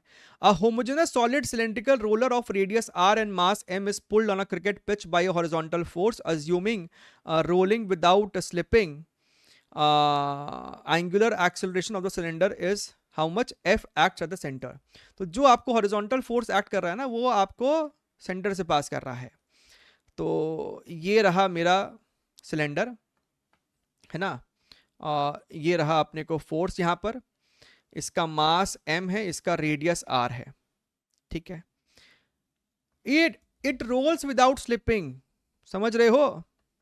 मान लीजिए कि भैया यहां पर आपको जो स्टैटिक, अगर रोलिंग विदाउट स्लिपिंग है मतलब फ्रिक्शन स्टैटिक रहा होगा। मान लेते हैं आपका ये रहा स्टैटिक फ्रिक्शन। इसके सेंटर ऑफ मास के पास एक्सेलरेशन a है और एंगुलर एक्सेलरेशन अल्फा है। तो इस प्रकार की सिचुएशन में तुम दो इक्वेशन लिखते हो, एक F net is equal to m है, तो वो क्या हो जाएगा F minus F is equal to, हमको चाहिए alpha, is equal to mass into acceleration, लेकिन ए को हम लोग लिखेंगे अल्फा इंटू आर, क्योंकि मेरा इंटरेस्ट अल्फा में है। अब सेंटर सी के अबाउट तुम टॉर्क का इक्वेशन लिखो। यहां से mg भी पास करेगा, नॉर्मल भी होगा, लेकिन इन सभी का कोई टॉर्क तो होगा नहीं सी के अबाउट, और एफ का भी कोई टॉर्क नहीं है, सिर्फ फ्रिक्शन का टॉर्क होगा। That is friction into R is equal to I into alpha. Solid cylinder है तो मोमेंट ऑफ इनर्शिया हो जाएगा एम आर स्क्वायर बाई 2, और ये मेरे को अल्फा है, तो आर ने इस वाले स्क्वायर को मार दिया। अब दोनों इक्वेशन को ऐड कर दो तो माइनस एफ और एफ मर जाएगा, so capital F is equal to, और यहां पर ये आपको आएगा 3mr अल्फा बाई 2, यानी alpha is equal to 2f upon 3m into R, which makes your option number D as the correct one. ठीक है, बहुत बढ़िया है। इसी से मिलता जुलता आपको क्वेश्चन नंबर 23 से ही मिलता जुलता यहां पर एक और प्रश्न था। A string is wound around a hollow cylinder, hollow cylinder है आपको इस प्रकार से, हॉलो सिलेंडर है, a string is wound around and 5 kg मास है, रेडियस इतना है, string is now pulled with a horizontal force इतना, लेकिन कहां पर लग रहा है? टॉप पे। इसके पिछले सवाल पे सेंटर पे था, यहां पर टॉप पे है। फोर्स यहां पर आपको कैपिटल एफ है। अगेन यहां पर आपको वही कहानी है, it is rolling without slipping, then the alpha is equal to how much. तो यहां पर आपको फ्रिक्शन लग रहा है, this is your F. Centre of mass के अबाउट एक्सेलरेशन ए है, इसका एंगुलर एक्सेलरेशन आपको अल्फा मान लेते हैं। तो एक इक्वेशन हमको लिखना पड़ेगा यहां पर, F minus F is equal to mass into A, और ए की जगह अल्फा इंटू आर, और दूसरा सेंटर के अबाउट टॉर्क का इक्वेशन। अब कैपिटल एफ का टॉर्क भी हमको क्लॉकवाइज है और फ्रिक्शन का टॉर्क भी क्लॉकवाइज है, यानी दोनों का टॉर्क ऐड होगा। कैपिटल एफ का टॉर्क हो जाएगा एफ इंटू आर, और फ्रिक्शन का भी टॉर्क होगा स्मॉल एफ इंटू आर, यानी नेट टॉर्क हो जाएगा this is equal to I into alpha. I क्या होगा? एम आर स्क्वायर ना, क्योंकि आपको बड़ा ही थिन हॉलो सिलेंडर है, M R square into alpha, माने आर आर मर गया, दोनों को अगर हम ऐड कर दे सो 2f is equal to 2mr alpha, 2 ने 2 को मार दिया, so alpha is equal to f divided by m into R. Now f is equal to 40, what is m? m is equal to 5, radius is equal to your 0.5। ठीक है, 0.5 का मतलब होता है हाफ, तो 2 ऊपर जाएगा तो इसको 80 बना देगा, तो यहां से ये हमको 16 आएगा, जो कि मेरा ऑप्शन नंबर बी होने वाला है। क्लियर है? बढ़िया है, अद्भुत। आइए, आपके पास इस प्रकार का सिचुएशन है, ऐसा और फिर ऐसा, और आपके पास एक रोलिंग बॉडी है which is rolling without slipping. एक बॉडी है सॉलिड स्फीयर, एक बॉडी है solid cylinder of identical radii, है ना, रेडियाई दोनों का ही आर पकड़ लीजिए। Approach and incline with the same linear velocity, same linear velocity, omega भी होगा, दोनों का सेंटर ऑफ मास का वेलोसिटी v ही है, दोनों आपको क्लाइम करता है, हमसे मैक्सिमम हाइट की कहानी पूछी जा रही है। ठीक है, दोनों के मास के बारे में कुछ नहीं बोला है, उससे फर्क भी नहीं पड़ता है। मान लीजिए कि मास m है, ठीक बात है, तो जो मैक्सिमम हाइट ये अचीव किया है उसको h मान लेते, यानी यहां पर इसकी जो काइनेटिक एनर्जी है वो 0 हो जाती है, तो आप एनर्जी कंजर्व करते हो, आप लिखते हो ना भैया gain in potential energy is equal to loss in kinetic, पूरा का पूरा काइनेटिक लॉस हो गया है। और जब एक बॉडी आपको प्योर रोल कर रहा होता है एक फिक्स्ड सरफेस पे, तो आपका काइनेटिक एनर्जी होता है half M V square bracket K plus 1। अगर तुमने यहां से रिवाइज किया, चीजों को पढ़ा है, तो आप जानते हैं कि this is how we write your total kinetic energy, half M V square K plus 1, जहां पे के जो होगा वो आपको होगा 1/2 या 2/5। For solid sphere it is 2/5। Moment of inertia is equal to K M R square, तो ये वाली के की हम बात कर रहे हैं, दिस के is not radius of gyration, this is just the coefficient over here. अच्छा, तो आपका m और m तो मरेगा, तो यहां से हमको दिख रहा है कि h, अच्छा दोनों के लिए वेलोसिटी सेम था, तो भैया v दोनों का सेम है, h हमको जानना है by the way, so h और g भी दोनों में सेम है, so basically maximum height is proportional to k plus 1, that's it. So maximum height for sphere upon for cylinder is equal to k for sphere and K for cylinder. Sphere के लिए होता है 2/5 और solid cylinder है तो ये आपको हो जाएगा 1/2. So this will be your 7/5. This is your 3/2. So this is your 14/15 which is your option number C. ठीक है, बढ़िया है। चलिए आइए देखिए, बड़ा ही यूनिक क्वेश्चन रहा था ये 2019 में जो आपसे ये पूछा गया था, और देखते हैं। सवाल में आपको कहता है कि आपके पास इस प्रकार का सिचुएशन है ना, ध्यान से देखिएगा प्रश्न को। आपके पास कुछ इस प्रकार का सिचुएशन है, ये ऑलमोस्ट बस एज पे ही है आपको, है ना, बस अब ये गिरने ही वाला है। और हमसे कहता है rectangular solid box of length 0.3 metre is held horizontally with one of its sides on the edge of the platform of height 5 metre. ये हाइट भी हमको सवाल में दे रखा है 5 metre. When released, it slips off the table in a very short time interval of 0.01 second. यानी यहां से जो ये कॉन्टैक्ट लूज कर रहा है वो इतने समय में लूज कर रहा है, और जब तक वो लूज कर रहा था तब तक ये हॉरिजॉन्टल ही रहा था। The angle remaining essentially horizontally. The angle by which it would rotate when it hits the ground will be how much? और अप्रोक्सीमेट ही निकालना है इस पूरे सवाल में, ठीक है। अच्छा, सो बेसिकली इस एज के अबाउट यहां पर आपको सेंटर ऑफ मास पे आप इसका mg को पास करता हुआ दिखा सकते हैं। रॉड का लेंथ अगर l है तो ये डिस्टेंस हमको हो जाएगा l/2।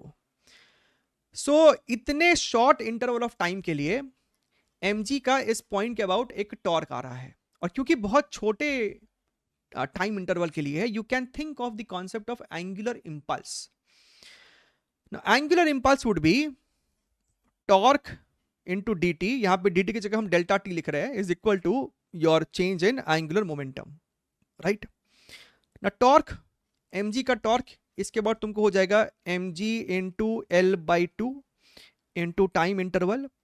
एंगुलर मोमेंटम शुरुआत में आपको ये रेस्ट पे था, और मान लेते कि जब the moment it lost contact, इसके पास ओमेगा जो है आपको आ गया है समथिंग ओमेगा, ठीक बात है। The moment it lost the contact, तो ये आपको हो जाएगा डेल्टा एल में आपको होगा L final minus L initial. L initial is 0, L final is I into omega, और आई जो इस एंड के अबाउट होगा दैट इज योर ml²/3, और ये आपको ओमेगा है, ठीक बात है सर। तो साहब m ने l को मार दिया, और कुछ हो रहा है क्या? ग्रेविटी को 10 ले लो, this is your 2 multiplied by delta T है हमको 0.01, 3 इधर चला जाएगा तो 3 को भी लिखा हमने यहाँ पर इस प्रकार से, और ये कैपिटल एल नीचे आएगा, कैपिटल एल है 0.3, और यही हमको ओमेगा हो रहा है यहाँ पर। अच्छा है साहब, तो ये इसको मारेगा तो ये हो जाएगा 0.1, 10 इसको मारेगा तो ये आपको हो जाएगा 0.1, ये इसको मार देगा तो ओमेगा आ रहा है 1/2 विच इज योर 0.5। अच्छा, बढ़िया है। अब जब ये आपको गिरना अब सुनिएगा, अब सुनिएगा। सो बेसिकली ये आपको कांटेक्ट लूज कर गया है ना, और इसके पास आपको ओमेगा भी आ चुका है। जब ये आपको गिरना शुरू कर रहा है, अब यहां पर कोई कांटेक्ट भी नहीं है, सिर्फ mg है, तो mg आपको सेंटर से पास कर रहा है, यानी कि अब इसके ऊपर है ना आपको कोई टॉर्क नहीं है, there is no external torque acting about the centre of mass. यानी जब ये गिर रहा होगा ना, इसका ओमेगा अब कांस्टेंट ही रहने वाला है। अच्छी बात है सर। शुरुआत में है ना, शुरुआत में जब ये आपको जस्ट गिरने ही वाला था, तो यहां से यहां गिरने में इसको अप्रोक्सीमेट टाइम कितना लग जाएगा, that you can find out using equation of kinematics. s is equal to ut plus half at square, u being 0, so time is equal to 2s by a. So 2 into 5 upon gravity, so this is your 1 second.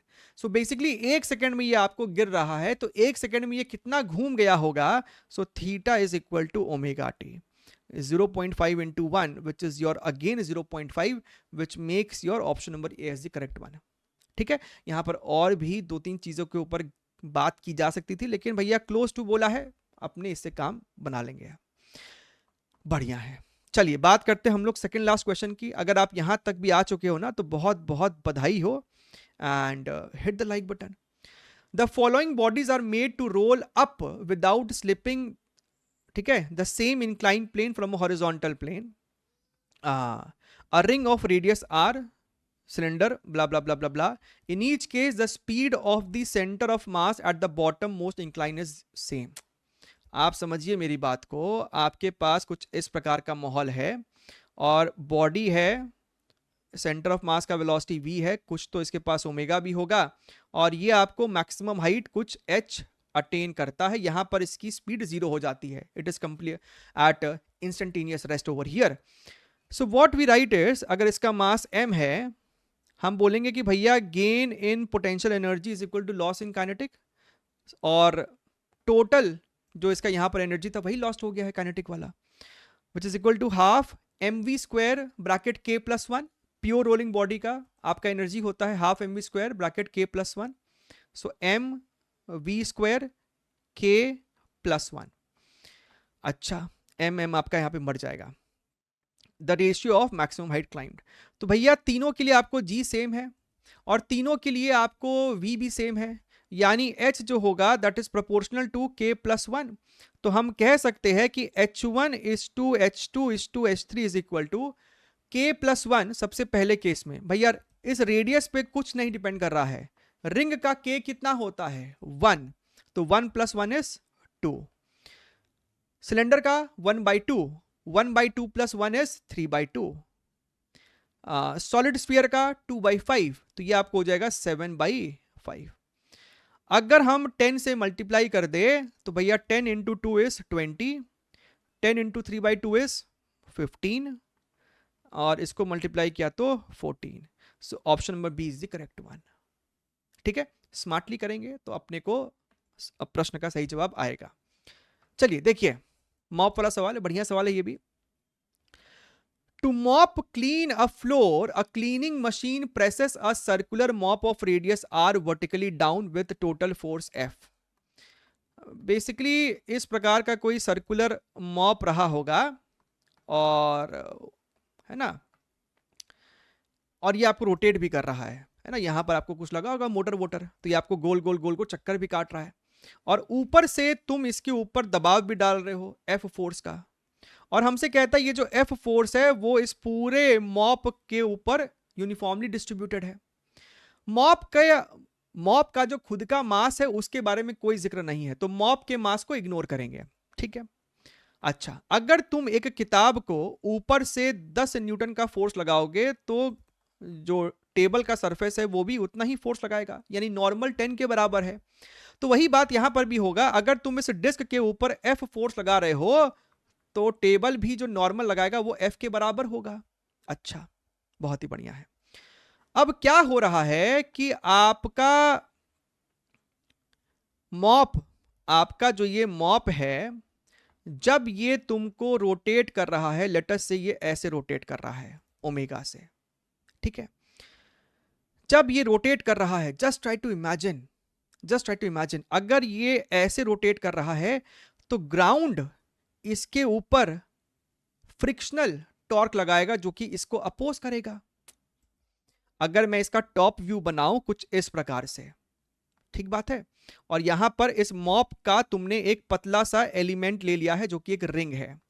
समझना, अब सिर्फ इतने पतले से ring पे focus करो, इतने पतले से रिंग पे फोकस करो। अगर ये पतला सा रिंग ऐसे घूम रहा है तो इसका हर सरफेस स्लिप कर रहा है ग्राउंड के रेस्पेक्ट में, तो ग्राउंड इस पे फ्रिक्शन ऐसे लगाएगा, क्योंकि बहुत पतला सा एरिया लिया है तो छोटा सा फ्रिक्शन फोर्स लगाएगा टैंजेंशियली ऐसे ओमेगा के अपोजिट। तो ये फ्रिक्शन का एक टॉर्क आएगा जो कि इस सेंस में होगा, this is your torque due to friction. लेकिन हमसे कहता है कि जो मॉप है ना वो एक कांस्टेंट ओमेगा से घूम रहा है। अब मॉप कांस्टेंट ओमेगा से कैसे घूम पाएगा? तभी घूम पाएगा जब नेट टॉर्क 0 हो। अगर फ्रिक्शन का टॉर्क क्लॉकवाइज है तो कोई एंटी क्लॉकवाइज टॉर्क लगाना चाहिए जो कि फ्रिक्शन के टॉर्क के बराबर होना चाहिए, और वो टॉर्क कौन लगा रहा होगा? जो भी आपके पास मोटर है, ठीक है, blah blah blah, it rotates with a constant angular speed about its axis. Constant omega तभी हो पाएगा जब ग्राउंड के फ्रिक्शन के टॉर्क को काउंटर करेगा मोटर का torque. The torque applied by the machine on the mop is how much. तो भैया मोटर का जो टॉर्क होगा that is same as friction का टॉर्क। सबसे पहले बात, ये कॉन्सेप्ट आपको समझना बहुत ही अनिवार्य था। अब आइए इसको सॉल्व करने के लिए इसका टॉप व्यू बनाते हैं मॉप का, ठीक है। और इसमें हमें पतला सा एक एलिमेंट लेने की दरकार है। ये देखिए, हमने यहां पर एक एलिमेंटल रिंग लिया है मॉप पे। आर पे जाके कितना थिकनेस है ये मुन्ना? डी आर थिकनेस है। आर पे जाके डी आर थिकनेस है। अब मेरी बात को समझिएगा, हमको सिर्फ इस पतले से रिंग पे फ्रिक्शन लिखना है। इस पे कितना फ्रिक्शन लग रहा होगा, ठीक है। सिर्फ इतने से येलो शेडेड पोर्शन पे जो ग्राउंड, ये टॉप व्यू है। वास्तविक डायग्राम ऐसा होता, वास्तविक एलिमेंटल रिंग ऐसा है। आप ऊपर से दबाव डाल रहे हो तो ग्राउंड इस पे नॉर्मल लगा रहा होगा, ठीक है। तो ये टॉप व्यू है। हम कह रहे हैं कि भैया, ओ भैया, सिर्फ इतने से डीआर थिकनेस के एलिमेंट पे आपको कितना नॉर्मल लग रहा है ग्राउंड का? पूरे मॉप पे जो नॉर्मल लग रहा होगा that is capital N, and normal is equal to F. पूरे मॉप के ऊपर capital F normal uniformly distributed है। So what is normal per unit area? That would be F upon pi R square. This is normal per unit area. So what, अगर ये पतले से ring का तुम डीए एरिया देखोगे तो वो हो जाएगा 2 pi R into D R. सो इस येलो शेडेड पोर्शन पे जो तुमको छोटा सा नॉर्मल लग रहा होगा that would be normal per unit area multiplied by your area. अच्छा, यानी this is your 2f divided by R square small R into D R. अच्छा, अगर ये ऐसे घूम रहा है ओमेगा से तो फ्रिक्शन जो इस पे लग रहा होगा वो अपोजिट सेंस में लग रहा होगा, है ना। डीएफ फ्रिक्शन ऐसे ऐसे टेंजेंशियली ऐसे ऐसे। तो ये जो छोटा सा फ्रिक्शन है वो कितना लग रहा होगा? Mu into normal. तो इसमें म्यू मल्टीप्लाई कर दीजिए आप, 2f into mu upon R square. This is your small R D R. ये है आपको छोटा सा फ्रिक्शन। अब इस फ्रिक्शन के वजह से जो छोटा सा टॉर्क लग रहा होगा सेंटर के about, that is your friction into this length R. तो इसमें बस एक आर मल्टीप्लाई कर दो। So 2f mu upon R square, ये हो जाएगा small R square D R. तो अगर नेट टॉर्क चाहिए फ्रिक्शन का, इसको इंटीग्रेट करो 0 से लेके कैपिटल आर के लिए। तो आप जब इसको इंटीग्रेट करोगे तो 2f mu upon R square और लिमिट लगाने के बाद ये हो जाएगा आर क्यूब बाई 3। इसने इसको मार दिया तो 2f म्यू आर अपॉन 3, और जितना फ्रिक्शन का टॉर्क है उतना ही होगा मोटर का counter torque. So 2f mu R by 3, this is your option number D over here. ठीक है, ध्यान रखिए। Take care, wish you all the very best and bye bye.